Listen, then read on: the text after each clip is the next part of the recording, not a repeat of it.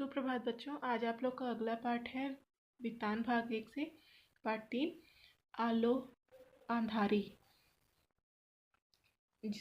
जो बेबी हवलदार है इनकी एक आत्मकथा के ऊपर लिखा गया है।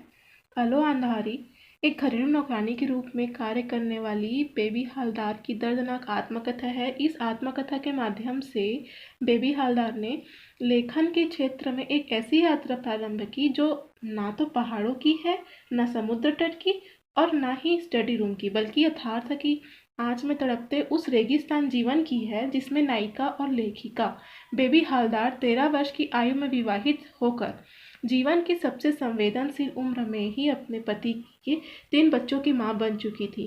पति की ज्यादतियों से तंग आकर वह अपने बच्चों के साथ अंततः अकेले अपने जीवन के कटु यथार्थ का सामना करती है। ठीक है, इसमें बेबी हवलदार ने अपने आत्मकथा के बारे में यहाँ पर अपना बताई है। देखते हैं। लेखिका अपने पति से अलग किराए के मकान में अपने 3 छोटे बच्चों के साथ रहती है। उसे हर समय काम की तलाश रहती थी। वह सभी को अपने लिए काम ढूंढने के लिए कहती थी कि आप मेरे लिए काम ढूंढो, मेरे लिए काम ढूंढो। शाम को जब वह घर वापस आती है तो पड़ोस की औरत काम के बारे में पूछती है। काम ना मिलने पर उसे सांत्वना देती है। ये जो लेखिका है बेबी हवलदार, उसकी पहचान एक सुनील नाम के युवक से थी। एक दिन उसने किसी मकान मालिक से लेखिका को मिलवाया। मकान मालिक ने 800 रुपये महीने पर उसे रख लिया और घर की सफाई व खाना बनाने का काम दिया। उसने पहले काम कर रही महिला को हटा दिया। उस महिला ने लेखिका से भला बुरा कहा। लेखिका उस घर में रोज सवेरे आती थी और दोपहर तक सारा काम खत्म करके चली जाती थी। घर जाकर बच्चों को नहलाती व खिलाती। उसे बच्चों के भविष्य की चिंता होने लगती थी। जिस मकान में वह रहती थी वह किराया अधिक था। उसने कम सुविधाओं वाला नया मकान लिया। यहाँ के लोग उसके अकेले रहने पर तरह तरह की बातें बनाते थे। घर का खर्च चलाने के लिए वह और काम करना चाहती थी। वह मकान मालिक से काम की नई जगह ढूंढने को कहती। उसे बच्चों की पढ़ाई, घर के किराए व लोगों की बातों की भी चिंता रहती थी। जो उसके मालिक थे वो एक सज्जन पुरुष थे।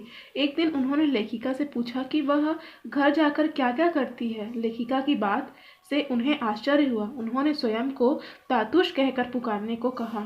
वे उसे बेबी कहते थे तथा अपनी बेटी की तरह मानते थे। उनका सारा परिवार लेखिका का ख्याल रखता था। वह पुस्तकों की अलमारियों की सफाई करते समय पुस्तकों को उत्सुकता से देखने लगती थी। यह देखकर तातुश ने उसे किताब पढ़ने के लिए दे दी।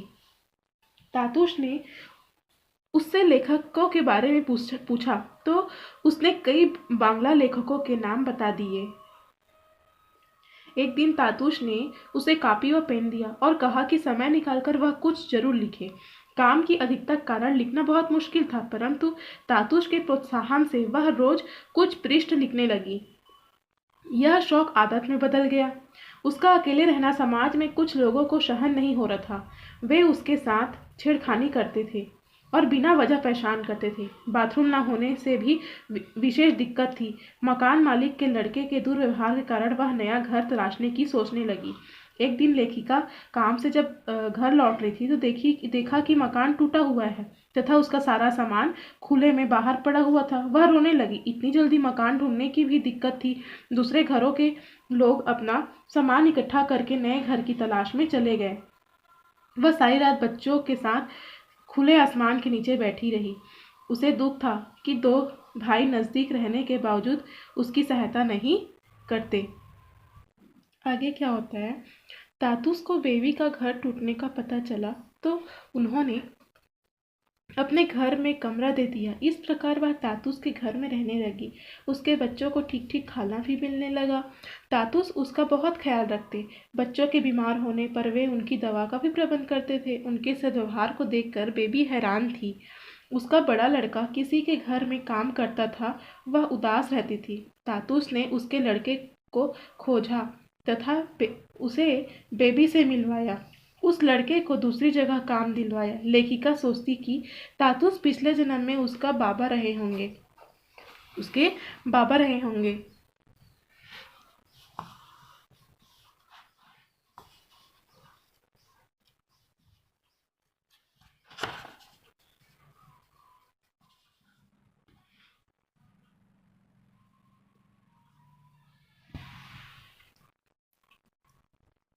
तातुस उसे लिखने के लिए निरंतर प्रेरित करते थे।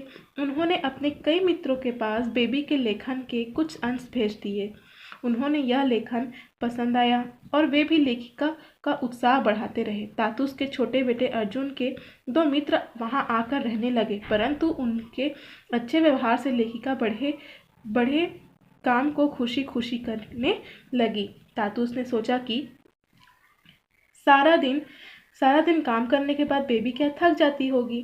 उसने उसे रोजाना शाम के समय पार्क में बच्चों को घुमा लाने के लिए कहा और कहा, इससे बच्चों का क्या है, दिल बहल जाएगा। अब वह पार्क में जाने लगी। पार्क में नए नए लोगों से मुलाकात होती। उसकी पहचान बंगाली लड़की से हुई जो जल्दी ही वापस चली गई। लोगों के दुर्व्यवहार के कारण उसने पार्क में भी जाना क्या किया, छोड़ दिया। लेखिका को किताब अखबार पढ़ने व लेखन कार्य में आनंद आने लगा, क्योंकि वह जो तातुश ने उसे जो आदत दिलवाई थी वह क्या उसके शौक में परिवर्तित हो गया था। उसकी हॉबी बन गई थी वो क्या, कुछ लिखना पढ़ना। फिर क्या होता है, तातुश के जोर देने पर वह अपने जीवन की घटनाएं लिखने लगी, अपनी खुद की आत्मकथा लिखने लगी कि उसने जीवन में कितने सारे दुख दर्द, उनकी कठिनाई, संघर्ष, सुख दुख सब जितने भी है उसके जीवन का पूरा जीवन वृत्तांत उन्होंने अपना बताने लगी। वो तातुश के दोस्त उसका उत्साह बढ़ाते रहे। एक मित्र ने उसे आशापूर्णा देवी का भी उदाहरण दिया। इससे लेखिका का हौसला बढ़ा और उसने उन्हें जेठू कहकर संबोधित किया। एक दिन लेखिका के पिता उनसे मिलने आए। उसने उसकी माँ के निधन के बारे में बताया। लेखिका के भाइयों को पता था, परंतु उन्होंने जो बेबी हलदार है उसको बताना, लेखिका को बताना क्या है जरूरी नहीं समझा। लेखिका काफ़ी देर तक माँ को याद करके रोती रही। बाबा ने बच्चों से माँ का ख्याल रखने के लिए समझाया।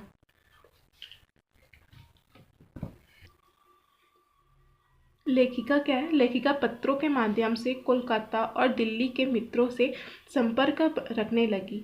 उसे हैरानी थी कि लोग उसके लेखन को पसंद करते हैं। शर्मिला उससे तरह तरह की बातें करती। लेखिका सोचती कि अगर तातुस उससे ना मिलते तो यह जीवन कहाँ मिलता। बार बार लेखिका क्या है सोचती रहती, अगर तातुस होते नहीं तो उसका जीवन का क्या होता, है ना। उसका जीवन पता नहीं किस दिशा में चला जाता। लेखिका का जीवन तातुश के घर में आकर बदल गया। उसका बड़ा लड़का काम करने लगा था। दोनों छोटे बच्चे स्कूल में पढ़ रहे थे।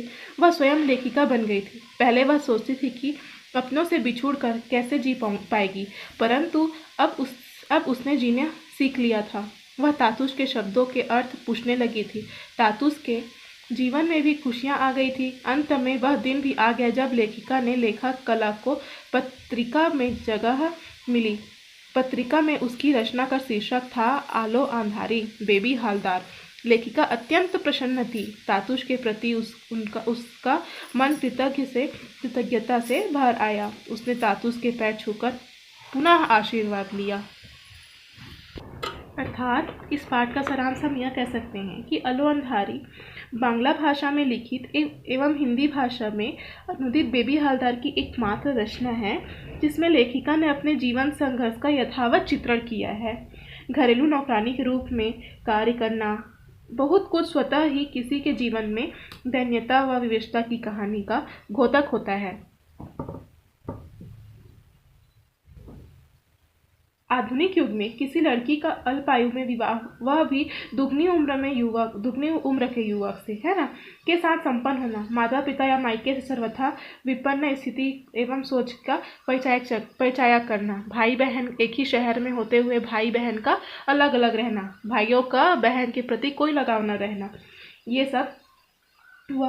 अपनी रचना आलो अंधारी में लेखिका ने तीनों बच्चों के साथ संघर्षपूर्ण अपने जीवन के व्यथा कथा को अपने सपाट व स्पष्ट शब्दों में यहाँ पर व्यक्त किया है। स्त्रियों के प्रति समाज की निम्न जो समाज दृष्टिकोण है कि किस तरह से लड़के क्या होते हैं, कई युवक क्या गलत दृष्टि से उन करते हैं, उन्हें परेशान करते हैं, उसे छेड़खानी करते हैं, है ना, अकेला समझकर उसके साथ करते हैं, दुर्व्यवहार करते हैं। वह अनुदार सोच एक परंपरा सी बन गई है। इन सबको यहाँ पर बताया है।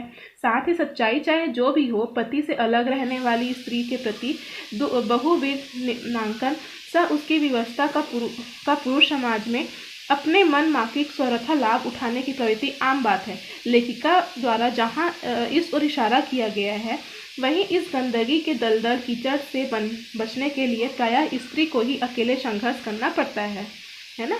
ऐसी स्थिति में उसकी इज्जत तातर होने से बच जाए तो उसके धन भाग्य वरना समाज तो अपनी ओर से सर्वथा कीचड़ लगाने में कोई असर नहीं छोड़ता है। परंतु लेखिका स्वयं को भाग्यशालिनी मानती है, क्योंकि उसे अत्यंत ऐसा उदार आश्रय मिलता है जो उसे नौकरानी नहीं अपितु अपने परिवार का अभिन्न अंग समझता है। वह लेखिका के मन की बातों को, चेहरे पर के भावों को न केवल समझता है, उनका क्या है, उनके जो दुख है उसका उपचार भी करता है।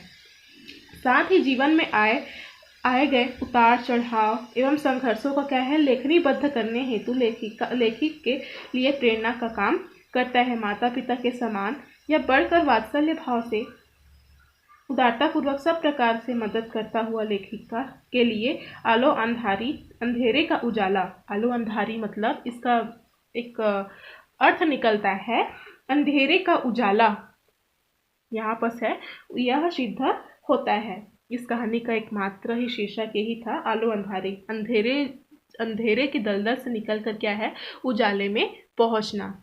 धन्यवाद।